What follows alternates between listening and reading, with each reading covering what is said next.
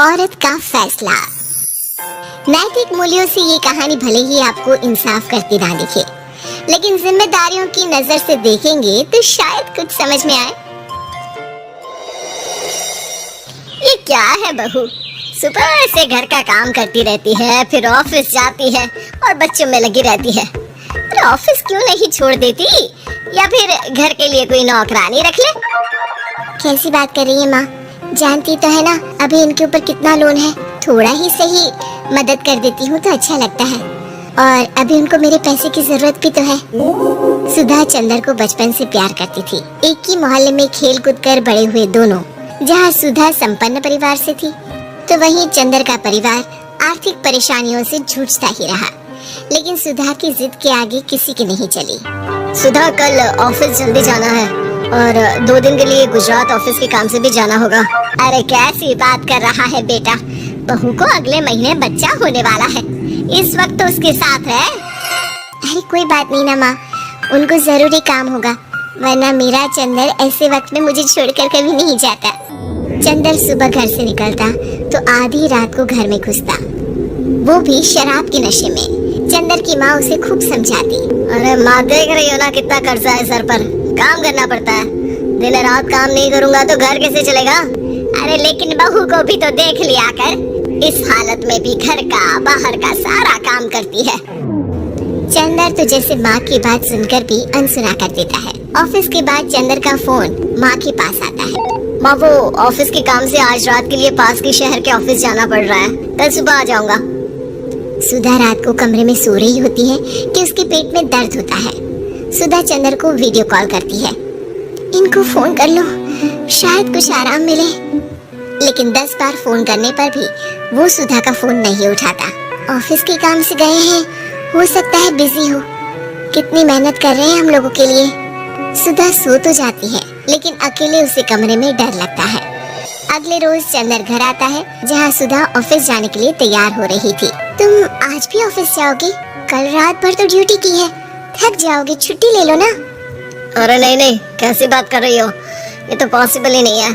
अच्छा रुको, मैं जल्दी से तुम्हारा खाना और नाश्ता बना देती हूँ। बेचारी सुधा ऑफिस जाना छोड़कर लग जाती है पति के लिए खाना बनाने, उसके कपड़े प्रेस करने और जरूरत का सामान मुहैया कराने के लिए।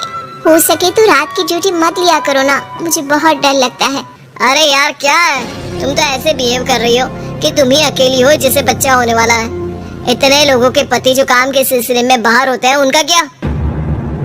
सुधा को चंदर के मुंह से ये बातें अजीब लगती है। अरे हुआ क्या है तुमको? पहले तो तुम मेरा कितना ख्याल रखते थे, मेरे पास रहते थे, मेरी दवा से लेकर खाने पीने तक का सारा ख्याल। और अब इस बार तो तुम एक दफा भी मेरे साथ डॉक्टर के पास नहीं आए, क्यों? अरे पागल हो गई हो क्या? पागल वाली बात कर रही हो।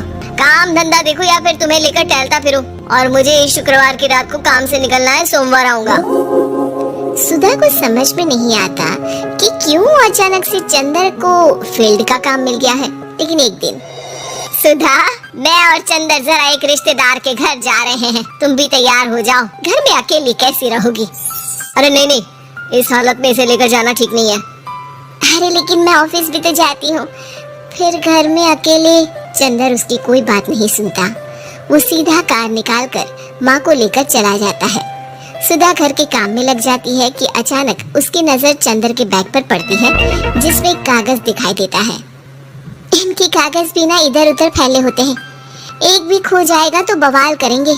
लेकिन जैसे ही सुधा वो कागज खोलकर देखती है तो वो सदमे में आ जाती है। दरअसल वो कागज नहीं, बल्कि चंदर और उसके ऑफिस में काम करने वाली लड़की चांदनी की गोवा की टिकट होती है। सुधा चंदर के बैग को खोलकर देखती है तो उसे होटल के बिल से लेकर महंगे गिफ्ट्स और दूसरे शहरों के टिकट मिलते हैं। सुधा को समझते देर नहीं लगती कि उसका पति किसी और लड़की के साथ है। चंदर के आने पर सुधा उससे बात करती है।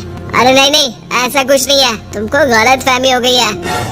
लेकिन जब सुधा के सवाल तीखे हो जाते हैं तो चंदर को अपनी गलती माननी पड़ती है और वो सुधा से माफी मांग लेता है। सुधा फैसला कर लेती है कि वो चंदर को छोड़ देगी। बच्चे और सामान को लेकर वो घर से निकल ही रही होती है कि सास उसे रोकी है।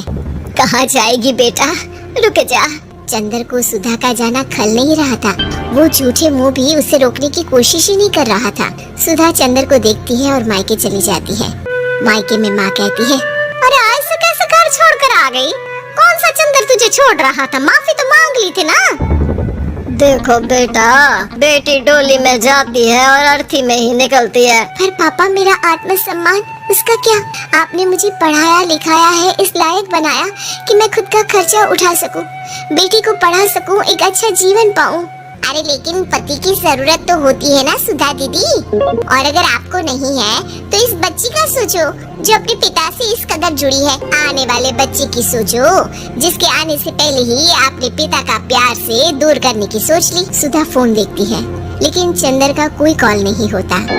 वो समझ नहीं पाती कि अपने आत्मसम्मान के बारे में सोचे या बच्चों के बारे में। मम्मी, हम नाना नानी के घर से दादी और पापा के पास कब जाएंगे? नहीं जाएंगे बेटा, अब यहीं रहेंगे। नहीं मम्मी, मैं पापा के पास जाऊंगी, मुझे दादी के साथ रहना है। और मेरे साथ? हाँ, आपके साथ भी तो, सबके साथ माँ। देखो सुधा दीदी, आपके सर पर पिता का साया होना जरूरी होता है। अपने घमंड के लिए पिता और बेटी को अलग मत करो। सुधा अब सामान उठाकर अपने ससुराल जाने लगती है, लेकिन मन में सवाल रह जाता है कि जिसे दुनिया घमंड समझ रही है वो उसका आत्मसम्मान था। चंदन ने माफी जरूर मांग ली, लेकिन कभी ये एहसास नहीं दिलाया कि वो सिर्फ उसी का है।